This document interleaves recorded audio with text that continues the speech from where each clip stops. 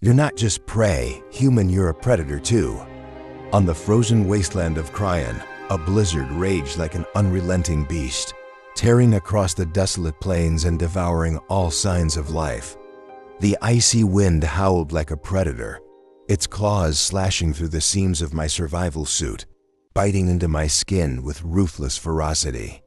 My patched fur coat was little more than a fragile barrier against the cold, and my emergency beacon blinked weakly, its power cells nearly depleted, a pathetic symbol of hope fading in the encroaching darkness. I stumbled forward, my legs trembling with exhaustion as I clutched the remains of my bow, a marvel of human engineering that had miraculously survived the crash. My spacecraft, now a smoldering wreck miles behind me, was beyond repair, and staying there would have been a death sentence. The storm's fury left me with no choice but to press on, even as every breath burned in my lungs. This planet, I muttered to myself, my voice barely audible over the howling wind. Not exactly a warm welcome. Just as I began to accept the bitter reality that Cryon would be my final resting place, a flicker of light pierced through the swirling snow. At first, I thought it was a hallucination, a cruel trick played by my desperate mind. But as I squinted through the haze, the light grew steadier, warmer. It emanated from a squat stone structure, sturdy and defiant against the elements.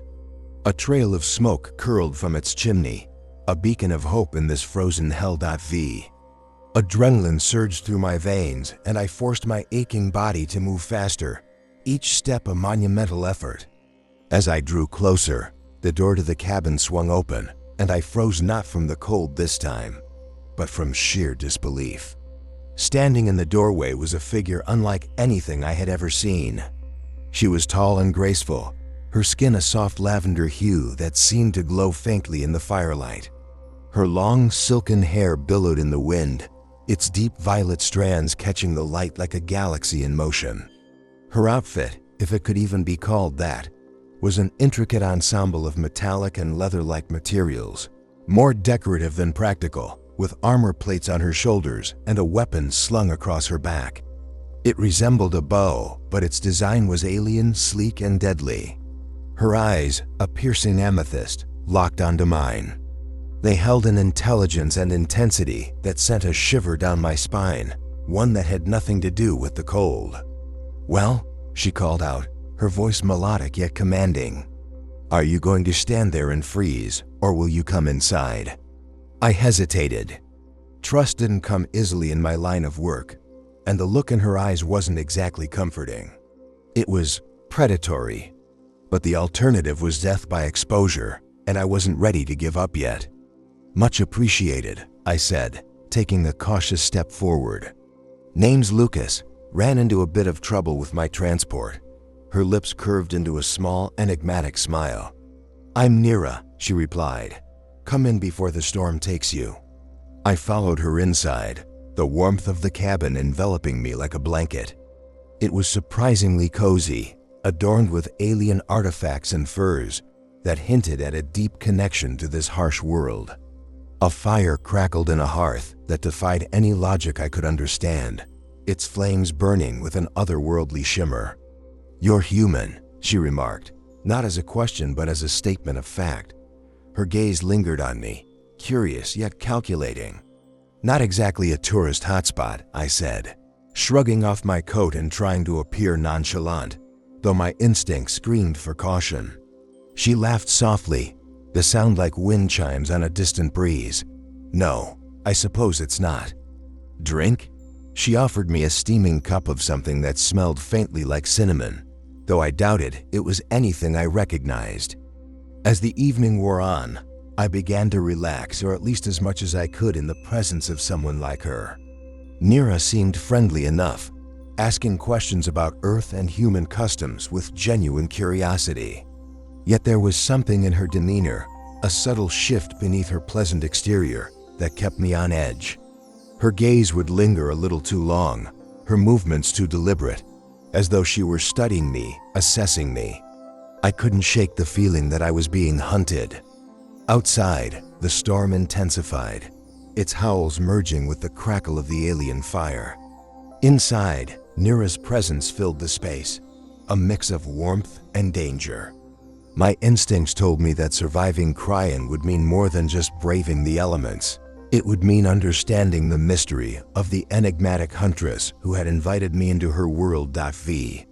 The warmth of Nira's cabin was a stark contrast to the frozen chaos outside. The fire crackled softly, casting dancing shadows on the stone walls decorated with alien artifacts, blades of unknown metals, intricate carvings, and ornaments that shimmered faintly in the dim light.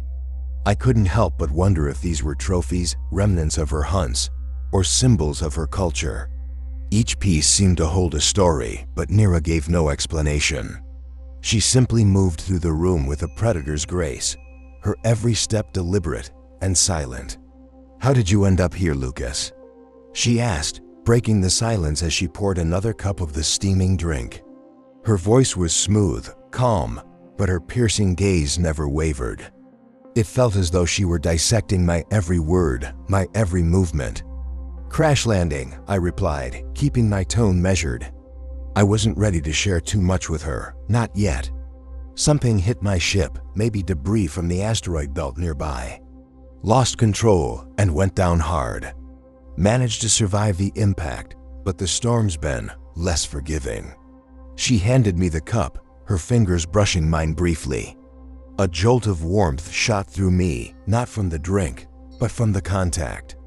Her touch was impossibly warm, almost electric, and it lingered in my mind longer than it should have. "You're lucky to be alive," she said, her lips curving into a small smile that didn't quite reach her eyes. "This planet isn't kind to outsiders." "I noticed," I muttered, taking a sip of the strange liquid. It tasted faintly sweet and spicy, warming me from the inside out. For the first time since the crash, I felt the tension in my body ease slightly. "What about you? You don't exactly look like a local hermit." Nira's expression shifted, a flicker of something unreadable passing over her face. "I've lived here long enough to know how to survive," she said simply. "My people are travelers. We go where the hunt takes us." That word hunt hung in the air like a blade suspended by a thread. I set the cup down and leaned back, my instincts flaring. "So what are you hunting here?" I asked, keeping my tone light but my guard up. Nira's violet eyes sparkled with amusement, but there was an edge to her smile. "Everything on Cryon is a hunter, Lucas, including me." The words sent a chill down my spine, despite the warmth of the fire. I studied her carefully, trying to piece together the puzzle. She wasn't just surviving on this harsh planet. She thrived here. Every movement, every glance, every word she spoke carried the confidence of someone who knew they were in control. And yet, there was something else, something deeper, almost vulnerable, hidden beneath her composed exterior. As the storm continued to rage outside, the conversation shifted. Nira seemed genuinely curious about Earth and humanity. She asked about cities, food, technology, and traditions. Her questions were sharp, probing, as if she were trying to map out a world she had never seen but longed to understand. I found myself answering her more freely than I intended, drawn in by her curiosity and her unwavering attention.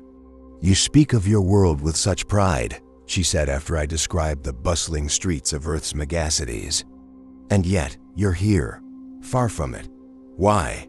"Exploration," I said. "Humanity's always been driven to see what's beyond the next horizon. We can't seem to help ourselves." Nira tilted her head, her lavender skin catching the firelight in a way that made her seem almost ethereal. "That drive is what sets you apart," she murmured. "Other species adapt to their worlds, but humans, you shape yours.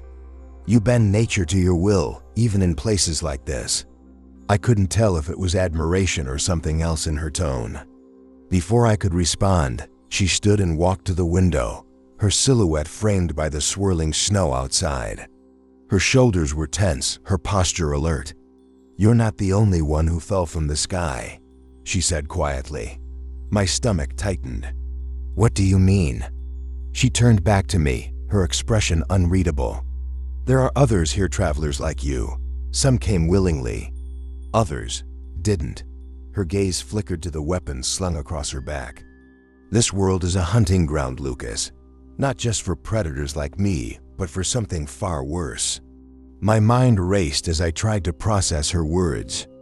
If there were others here, survivors or otherwise, what had happened to them? And what kind of danger was Nira warning me about? Before I could ask, she stepped closer, her eyes locking onto mine with an intensity that sent a shiver through me. "If you want to survive, you'll need more than your human ingenuity," she said, her voice low and firm. "You'll need me." Her words hung in the air, a mixture of warning and invitation. I wanted to trust her, but the predatory glint in her eyes made it impossible to ignore the feeling that I was walking the fine line between ally and prey. The storm outside showed no sign of relenting, and for now, Nira's cabin was the safest place I could be. But as I watched her move through the room, her grace and strength unmistakable, I couldn't shake the feeling that I was being drawn into something far bigger and far more dangerous than I had imagined.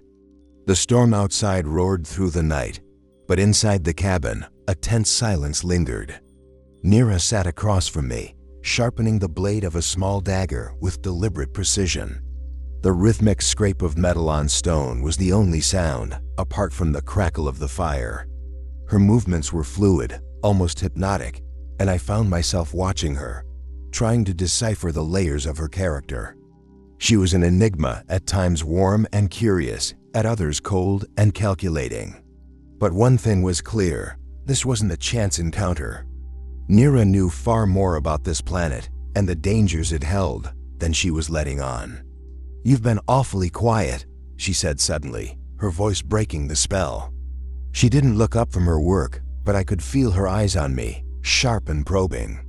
"Just trying to figure out what's going on here," I replied cautiously. "You said there are others like me on this planet. What did you mean by that?" Nira paused, the blade resting in her hands. For a moment, she seemed to consider her words carefully, as if weighing how much to reveal. Finally, she set the dagger down and leaned back, her amethyst eyes meeting mine. "Cryon isn't just an empty wasteland," she began. "It's a hunting ground, a proving ground for my people. The strongest among us come here to test our skills, to face the elements and the creatures that call this place home. But we're not the only ones who hunt here." I leaned forward, my mind racing. "Who else?" She hesitated, and for the first time, I caught a glimpse of something I hadn't seen in her before. Uncertainty. "The Shadow Accord," she said, her voice low. "They're scavengers, opportunists. They roam the stars, taking what they want: resources, technology, people. They see Cryon as an untapped resource, a place where they can find rare specimens. Humans, especially." Her words hit me like a punch to the gut. "You're saying they're hunting people here? My people?" She nodded grimly. "They see you as valuable, unique in ways even you don't understand. Your adaptability, your resilience. They want to study it, harness it. That's why your crash wasn't an accident." I stared at her, trying to process the revelation. "How do you know this?" Nira's gaze hardened, her predatory edge returning. "Because I've seen it. I've encountered them before." Her voice faltered slightly, and she turned away, as if the memory was too painful to face. "They don't just hunt you, Lucas. They destroy everything in their path." The room seemed to grow colder, despite the fire burning brightly in the hearth. I thought back to my crash, to the unexplained impact that had sent me spiraling toward the surface. Could the Shadow Accord have been behind it? And if so, how many others had suffered the same fate? "They won't stop," Nira continued, her voice resolute now. "Once they've set their sights on something, they'll do whatever it takes to get it. That's why I brought you inside. If they know you're here, they'll come for you. And if they find you..." Her words trailed off, but the implication was clear. I clenched my fists, anger bubbling beneath the surface. "So what's the plan? Wait here and hope they don't show up?" Nira's lips curved into a faint smile, but it wasn't a reassuring one. No, Lucas. Waiting would be suicide. If you want to survive, you'll have to fight. The firelight cast flickering shadows across her face, highlighting the sharp angles of her features. She looked every bit the hunter, fierce and determined. But there was something else in her expression, a challenge, as if she were daring me to rise to the occasion. And you're going to teach me how to fight them?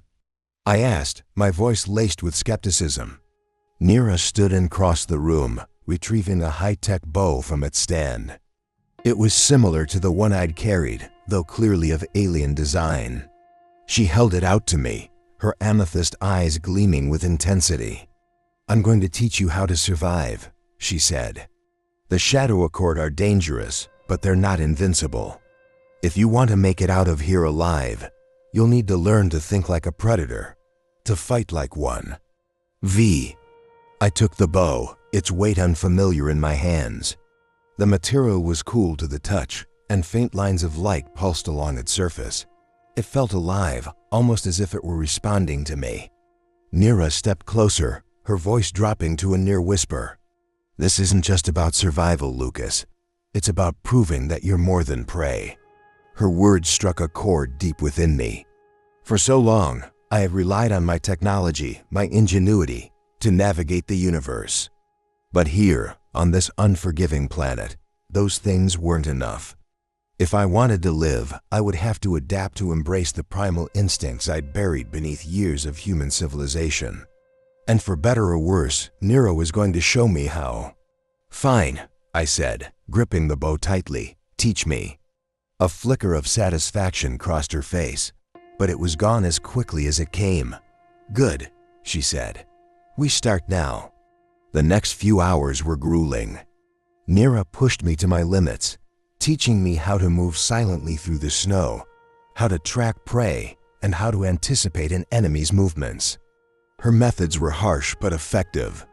Every mistake I made was met with a sharp rebuke, her patience as thin as the ice beneath our feet. You're thinking too much, she snapped at one point after I fumbled with the bow. Your brain is getting in the way. Stop analyzing and start feeling. Despite my frustration, I couldn't deny that her instincts were razor sharp. She moved with a fluidity that seemed almost unnatural, her every motion a perfect blend of precision and power. Watching her was like watching a predator in its element, beautiful, deadly, and completely unstoppable. As night fell, we returned to the cabin, both of us exhausted. I collapsed near the fire, my body aching from the relentless training. Nira handed me a cup of the warm, spiced drink, her expression unreadable. You're learning, she said simply. It wasn't exactly praise, but it was the closest thing to a compliment I'd heard from her all day. Is this how you train everyone you meet? I asked, trying to inject some humor into the tense atmosphere. She gave me a faint smile, her eyes glinting with amusement. Only the ones worth saving. Her words lingered in my mind as I drifted off to sleep, the fire's warmth lulling me into a restless slumber. Somewhere in the distance, the storm began to subside, but the real danger was just beginning. The storm had subsided by morning, leaving behind a crystalline landscape that sparkled under the pale light of Cryon's twin suns. The air was still bitterly cold, but the howling winds had been replaced by an eerie silence. It was the kind of quiet that made the hair on the back of my neck stand up, a silence that felt wrong, unnatural. Nira was already outside when I woke, her violet eyes scanning the horizon with an intensity that left no doubt she was on high alert. Her movements were precise as she adjusted her bow, the alien weapon now a natural extension of her body. She was the picture of control, but there was tension in her posture that hadn't been there before. They're close, she said without turning to look at me. I stepped outside, the cold biting at my face as I followed her gaze. The landscape stretched out endlessly, a barren expanse of snow and jagged ice. To my untrained eyes, it looked empty, no signs of life, no movement, nothing to indicate danger. But I trusted her instincts. If she said something was out there, it was. The Shadow Accord? I asked, my breath misting in the frigid air. She nodded, her grip tightening on her bow. "They've been watching us since the storm began. They like to wait until their prey is vulnerable." A chill ran down my spine, but I forced myself to stay calm. "So what do? Run? Hide?" Nira's lips curled into a predatory smile. "No, we hunt." The hours that followed were some of the most intense of my life. Nira led me through the frozen wilderness, teaching me how to track the subtle signs of movement footprints in the snow. Broken ice, faint thermal signatures left behind by the Shadow Accord's equipment. It was grueling work, but I could feel myself improving, my senses sharpening as I adapted to the alien environment. As we moved, Nira explained more about the Shadow Accord.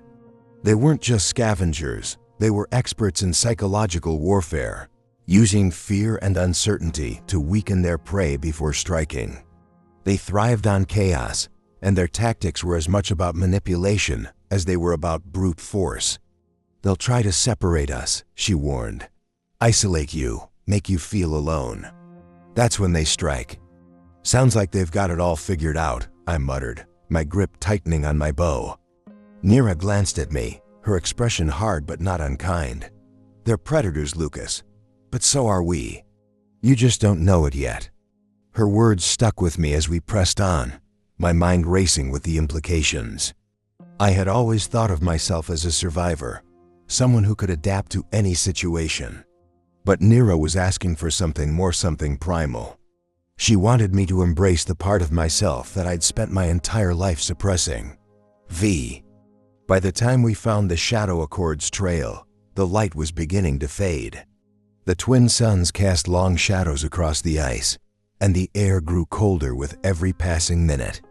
Nira crouched low, her movements almost imperceptible as she signaled for me to do the same. Ahead of us, barely visible through the swirling snow, was a group of figures clad in dark, angular armor. Their movements were precise, almost mechanical, as they worked to dismantle a piece of my wreckage.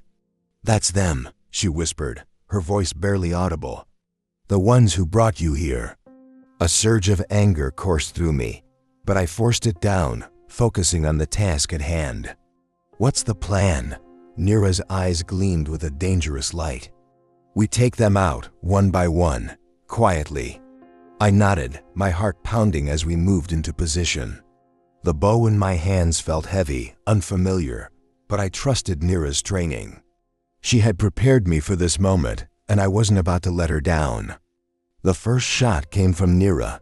Her arrow flew silently through the air, striking one of the Shadow Accord operatives in the neck. He collapsed without a sound, his armor absorbing the impact as he crumpled into the snow. Before the others could react, I loosed an arrow of my own. It wasn't as clean as Nira's shot, but it hit its mark, a glancing blow to the shoulder that sent the target sprawling. "Good," Nira whispered, her voice sharp with approval. "Keep going." The fight that followed was chaotic and brutal. The Shadow Accord operatives were well trained, their movements precise and coordinated, but Nira was faster, deadlier. She moved like a shadow, striking from the edges of their vision before disappearing into the snow. I did my best to keep up, relying on the instinct she had drilled into me over the past few days. Every shot I took felt like a gamble, but somehow I managed to hold my own. By the time the last operative fell, my body was trembling with exhaustion. My breath came in ragged gasps as I lowered my bow, the weight of the fight finally hitting me. Nira stood a few feet away, her lavender skin slick with sweat and her eyes blazing with triumph. "You did well," she said, her voice steady despite the chaos we had just endured. I shook my head, still trying to process what had happened.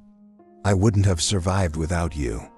Her expression softened slightly, a rare moment of vulnerability breaking through her usual composure. "No, Lucas, you survived because you fought. Because you adapted." Her words struck a chord deep within me. For the first time, I realized that she wasn't just teaching me how to survive. She was teaching me how to become something more. Something primal, something unstoppable. As we made our way back to the cabin, the reality of what we had done began to sink in. The Shadow Accord wouldn't take this loss lightly. They would come back, stronger and more determined than before. But for now, we had won. And in that victory, I found a strange sense of clarity. "I get it now," I said quietly as we approached the cabin. Nira glanced at me, her violet eyes glinting with curiosity. "Get what?" "This isn't just about surviving," I said, my voice firm. "It's about evolving, becoming something they can't control." A slow smile spread across her face, and for the first time, it reached her eyes. "Exactly." The storm had passed, but a new challenge loomed on the horizon. The Shadow Accord would return, and when they did, we would be ready.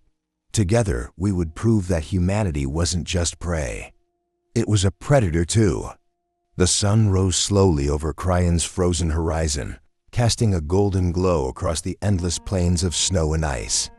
The cabin stood as a lone sentinel against the harsh environment, its stone walls still carrying the scars of the battle we'd endured.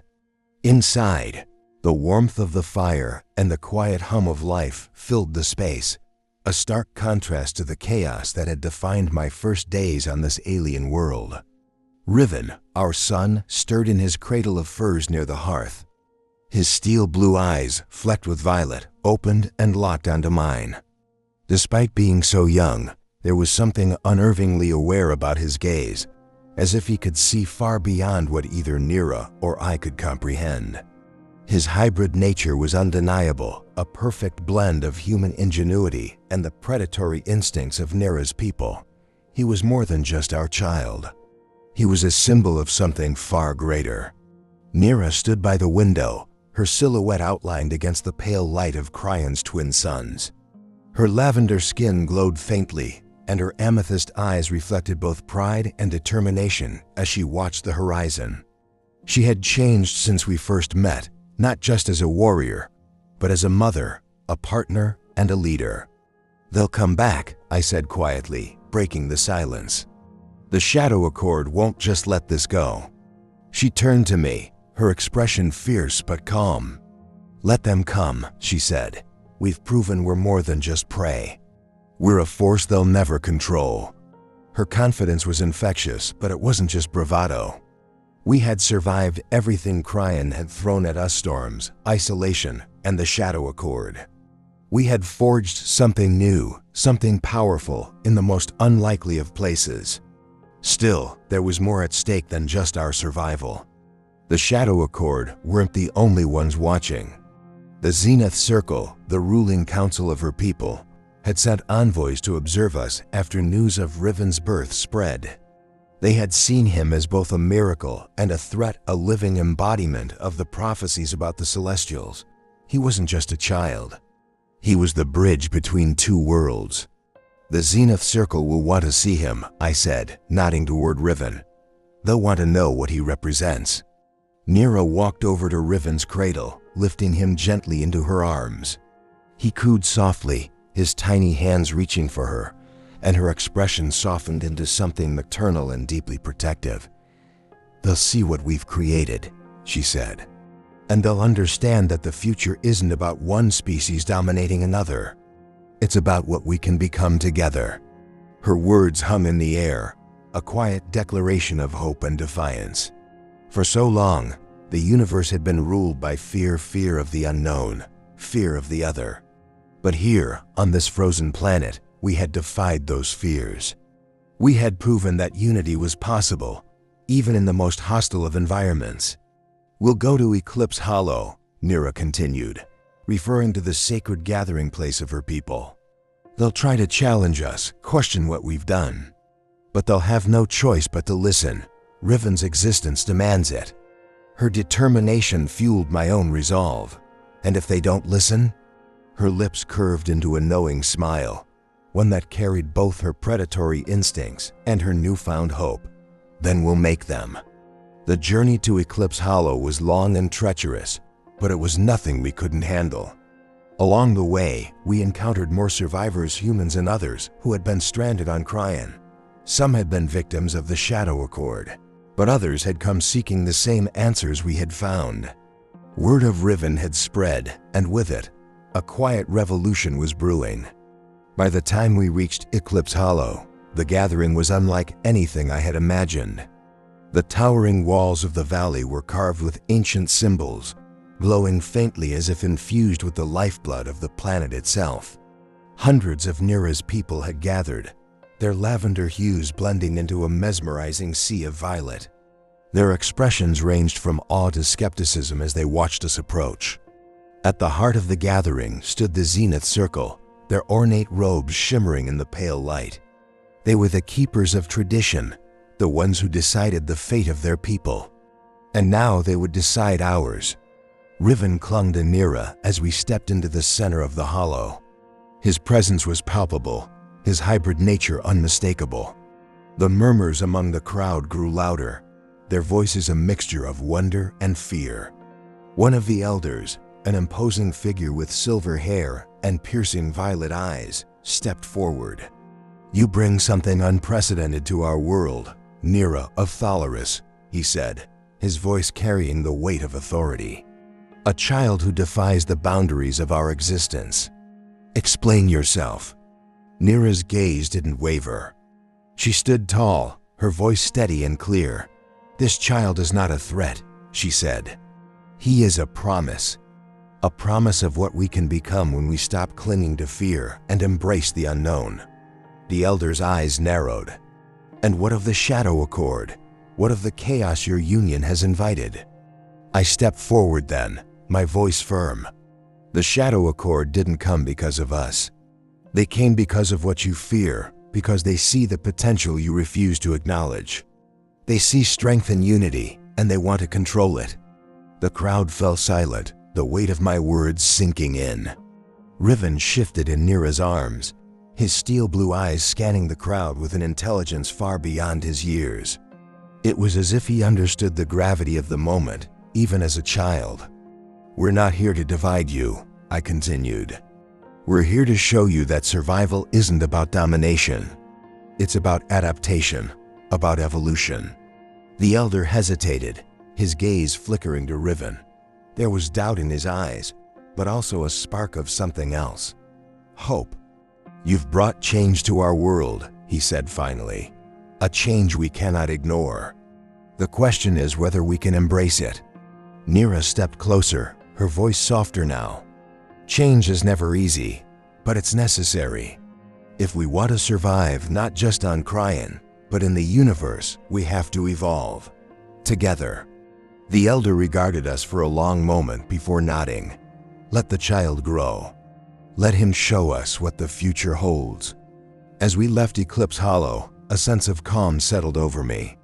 The journey ahead would be long and fraught with challenges, but we had taken the first step towards something greater. Riven wasn't just our son. He was the bridge between two worlds, a beacon of hope in a universe desperate for unity. As the twin suns set behind us, Nira reached for my hand, her grip firm and steady. "We've done something extraordinary, Lucas," she said, her voice filled with quiet pride. I looked at her, at Riven, and at the endless horizon stretching out before us. This is just the beginning. Together, we walked into the future, 3 lives bound by love, survival, and the promise of a new dawn.